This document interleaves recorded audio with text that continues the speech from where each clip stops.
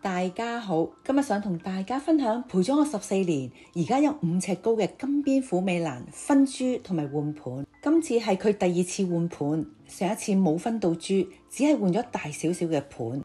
虎尾蘭生長比較慢，一般嚟講3-4年換盤一次就可以。但如果你發現佢生長停滯、土壤板結、盤裡面又冇空間，就要換盤啦。最好等花期過咗先換盤，通常都係8-9月。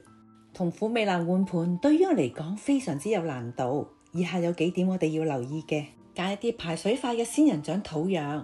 虎尾蘭嘅根系係淺同埋短，用淺身闊口嘅陶瓷或者透氣花盆就最好。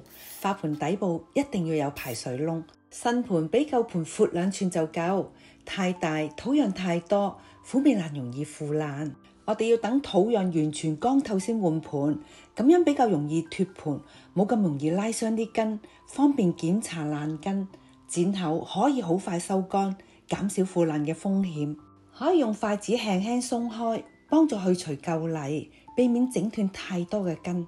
唔使清除晒所有舊泥，用消毒咗嘅鉸剪揾出虎尾蘭嘅匍匐莖，慢慢分開母株同埋子株。匍匐莖主要係用嚟儲存水分同埋養分，吸收能力有限，所以分株嘅時間最緊要保留多啲嘅根。好多朋友問虎尾蘭換盤係咪可以刺激佢長多啲側芽？其實新土養分多，土壤比較疏鬆，排水同埋通氣亦都比以前好。換盤過程中會整斷好多根，分株亦會令植物啟動修復機制。荷爾蒙嘅變化係有機會刺激匍匐莖長出新嘅側芽，唔需要將佢哋全部分株，避免太多嘅受傷風險。檢查根部變軟或者腐爛嘅根呢，記得修剪啦，同埋唔要。如果唔想掉咗佢，可以將虎尾蘭葉片扦插繁殖。想知道點樣做，可以睇返我之前嘅影片。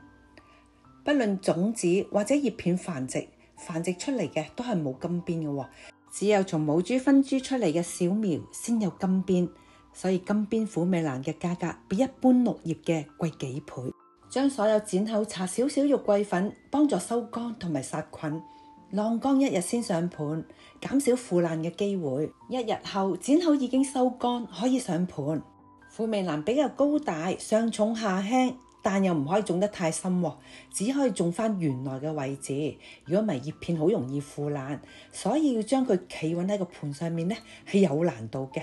最好土壤比盤口低2寸，方便空氣流通。上盤之後可以輕輕噴水保濕，加強穩固，唔好濕透，避免剪口腐爛。